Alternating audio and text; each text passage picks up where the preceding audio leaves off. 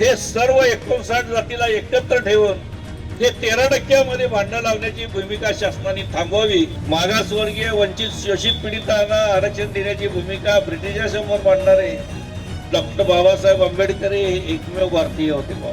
85% लोकांनी विरोध केला असताना सुद्धा महाराष्ट्र सरकार जर उपवर्गीकरण अबकडे करत असेल तर याला कडाडून विरोध करण्यासाठी तुमचा सर्वांचा मोठा भाऊ म्हणून बौद्ध समाज पुढे आहे. या देशातील या राज्यातील ते शोषित वंचित गरीब मागासवर्गीय भटक्या विमुक्त जाती जमाती अल्पसंख्याक अशा बांधवांना समुदायाला रिझर्वेशन आरक्षण देण्याची भूमिका भारतीय संविधानामध्ये डॉक्टर बाबासाहेब आंबेडकरांनी घेतली. 5 लाख अनुयायांनी त्याच्यामध्ये महार होते, त्याच्यामध्ये चांभार होते, त्याच्यामध्ये मांग होते. अशा सर्वांची आर्थिक प्रगती बाबासाहेबांच्या धर्मांतरामुळे झाली, बाबासाहेबांनी दिलेल्या आरक्षणामुळे झाली. सर्वोच्च न्यायालयाने 1 ऑगस्ट 2024 रोजी दिलेल्या निर्णयाच्या विरोधात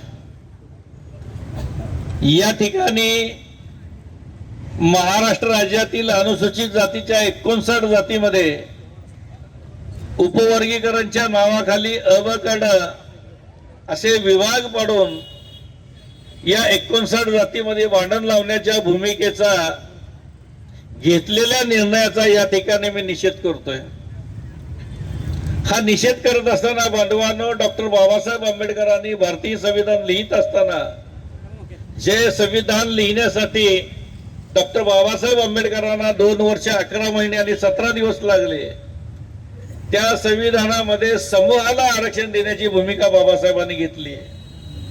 या देशातील या राज्यातील ते शोषित वंचित गरीब मागासवर्गीय भटक्या विमुक्त जाती जमाती अल्पसंख्याक अशा बांधवांना समुदायाला रिझर्वेशन आरक्षण देण्याची भूमिका भारतीय संविधानामध्ये डॉक्टर बाबासाहेब आंबेडकरांनी घेतली. आणि या उल्लेख झाल्याप्रमाणे हे सर्वप्रथम त्या काळामध्ये ब्रिटिशांचं राज्य असल्यामुळे पहिल्या आणि दुसऱ्या गोलमेज परिषदेमध्ये ही भूमिका बाबासाहेबांनी मांडली. 1930 आणि 1930 ची पहिली गोलमेज परिषद आणि 1931 ची दुसरी गोलमेज परिषद, या दोन्ही गोलमेज परिषदेला भारतातील आणि महाराष्ट्रासहित मागासवर्गीय वंचित शोषित पीडितांना आरक्षण देण्याची भूमिका ब्रिटिशांसमोर मांडणारे डॉक्टर बाबासाहेब आंबेडकर हे एकमेव भारतीय होते. आणि हीच भूमिका करवीर नगरीचे राजे छत्रपती शाहू महाराजांच्या राज्यामध्ये 1902 साली 50% आरक्षणाची भूमिका शाहू महाराजांनी जाहीर केली. आणि ही भूमिका शाहू महाराजांनी जाहीर केल्यानंतर करवीर नगरीमध्ये लिंगायत समाज असो, ब्राह्मण समाज असो, मागासवर्गीय समाज असो, मुस्लिम समाज असो, या सर्वांना 50% आरक्षणाची भूमिका आरक्षणाचे जनक छत्रपती शाहू महाराजांनी घेतली. आणि ही भूमिका घेत असताना शाहू महाराजांनी प्रत्येक जातीसाठी वसतिगृहाची सोय करून विद्यार्थ्यांना शिक्षण देण्याची भूमिका घेतली.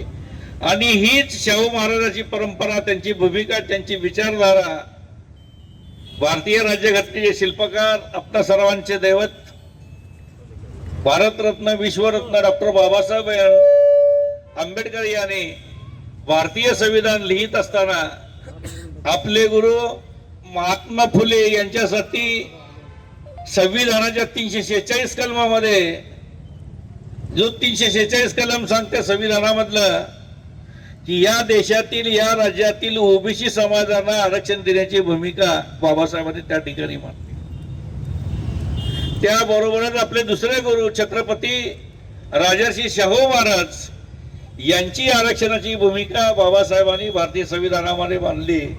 आणि खऱ्या अर्थानं या देशातील 3000 जातीपैकी देशातील 3000 जातीला तर आरक्षण दिलंच बाबासाहेबांनी, परंतु महाराष्ट्रातील सर्व जातींना आरक्षण देण्याची भूमिका बाबासाहेबांनी संविधानामध्ये घेतली. 1950 साली दिलेलं हे संविधानातील आरक्षणाची तरतूद 2024 पर्यंत गुन्ह्या गोविंदाने आणि जवळजवळ अनुसूचित जातीच्या 59 बांधवांना 13% रिझर्वेशन देऊन आरक्षण देऊन त्यांची प्रगती करण्याची भूमिका या संविधानाच्या माध्यमातून या ठिकाणी सुरू झाली.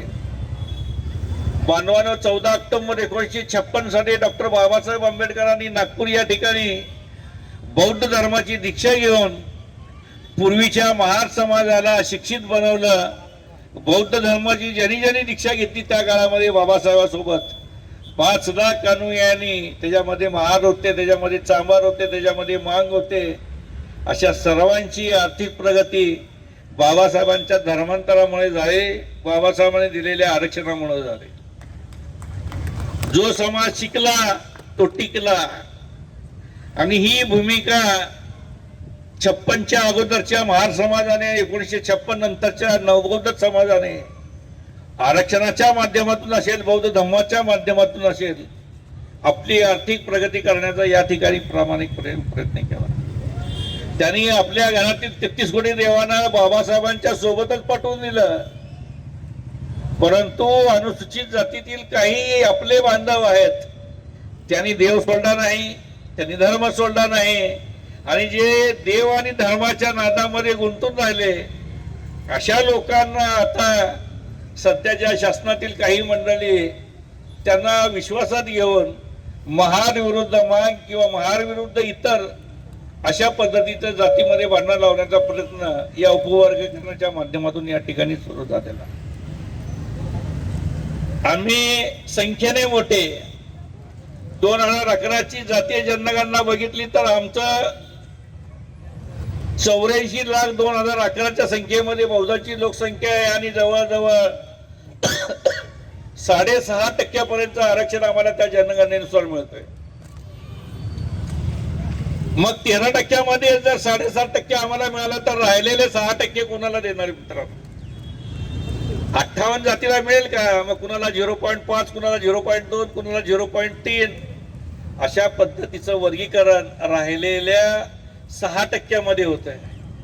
म्हणून आपल्या सर्वात मोठा बांधव म्हणून ज्यांच्यावर संविधान संरक्षणाची जबाबदारी बाबासाहेबांनी दिली, अशा 56च्या अगोदरचा महाराणाती 56 नंतरचा बौद्धांनी हे सर्व 59 जातीला एकत्र ठेवून हे 13% भांडण लावण्याची भूमिका शासनाने थांबवावी अशा पद्धतीच्या विनंती वजा निवेदन या निदर्शने, मोर्चे, धरणे, आंदोलनाच्या माध्यमातून आम्ही महाराष्ट्र शासनाला करीत आहोत.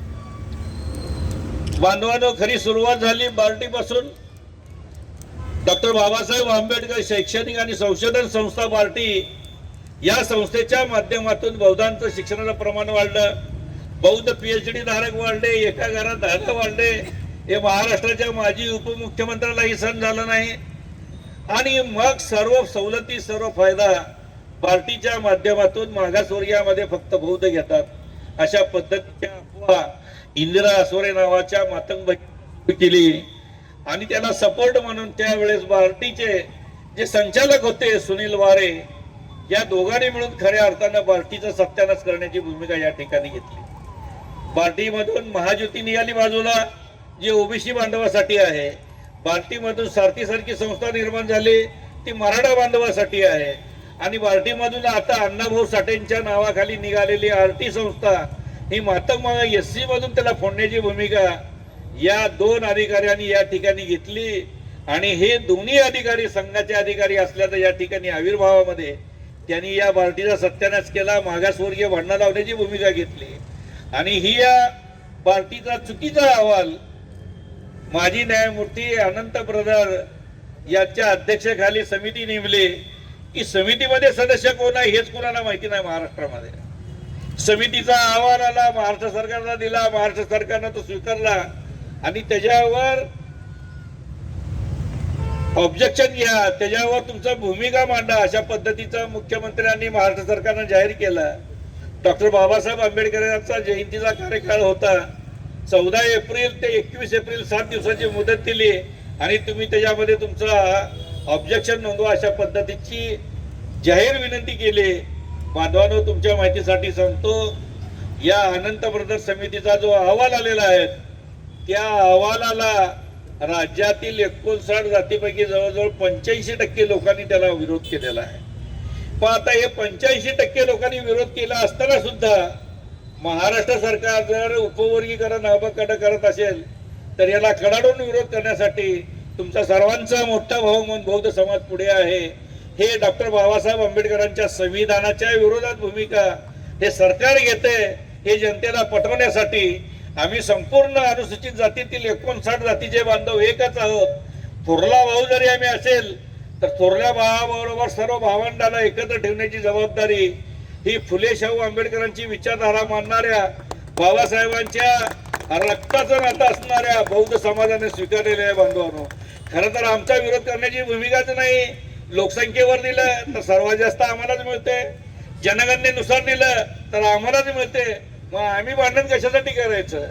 परंतु या जातीतील राहिलेले उर्वरित 59 जाती एकत्र राहाव्यात, या एकत्र 59 जातीचं आरक्षण कायम राहावं यासाठी रिपब्लिकन पक्षाचे राष्ट्रीय नेते रामदासजी आठवले यांच्या नेतृत्वाखाली संपूर्ण महाराष्ट्रामध्ये उद्या 27 जुलैला, जो 27 जुलै हा आपल्या अस्मितेचा दिवस आहे, या दिवशी मराठवाडा विद्यापीठाला डॉक्टर बाबासाहेब आंबेडकरांचं नाव देण्याचा ठराव विधिमंडळामध्ये पास झाला. त्या ठरावाची तारीख 27 जुलै आहे. या 27 जुलै संपूर्ण महाराष्ट्रामध्ये होतं, परंतु सोलापूरमध्ये उद्या दुसरा मोर्चा निघतोय. एकाच जातीच्या एकाच प्रश्नावर दुसरा मोर्चा निघवले, ही भूमिका आम्ही घेतली, त्याला विरोध होता कामा नये. म्हणून रिपब्लिकन पक्षाने आज आठवले गटाच्या वतीने शहर जिल्हा सोलापूरच्या वतीनं या ठिकाणी भव्य प्रमाणात निदर्शने आपण आयोजित केली. या निदर्शनाला आपण सर्वजण उपस्थित राहिला त्याबद्दल आपली भूमिका महाराष्ट्र शासनाला निषेध करून अबकाटा रद्द करण्याची भूमिका या माध्यमातून आपण घेत आहोत. निश्चितच येणाऱ्या काळामध्ये शासनानं अधिक प्रयत्न केला तर हे अबकाटा उधळून लावण्यासाठी रिपब्लिकन पक्ष रस्त्यावर उतरेल असा आवाहन या निमित्ताने करतोय. आणि या ठिकाणी मी थांबतो.